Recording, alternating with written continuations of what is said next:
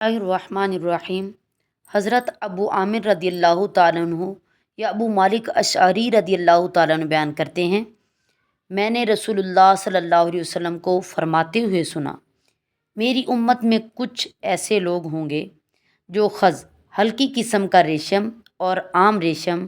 شراب اور آلات موسیقی کو حلال سمجھیں گے، اور کچھ لوگ پہاڑ کے دامن کی طرف اتریں گے، ان کے ساتھ ان کے مویشی آئیں گے۔ ایک آدمی کسی ضرورت کے تحت ان کے پاس آئے گا تو وہ کہیں گے کل آنا۔ اللہ انہیں راتوں رات عذاب میں مبتلا کر دے گا اور پہاڑ ان پر گرا دے گا، جبکہ باقی لوگوں کی صورتیں مسخ کر کے روز قیامت تک بندر اور خنزیر بنا دے گا۔ حضرت ابن عمر بیان کرتے ہیں، رسول اللہ صلی اللہ علیہ وسلم نے فرمایا، جب اللہ کسی قوم پر عذاب نازل کرتا ہے تو تمام لوگ اس عذاب کی لپٹ میں آ جاتے ہیں، پھر وہ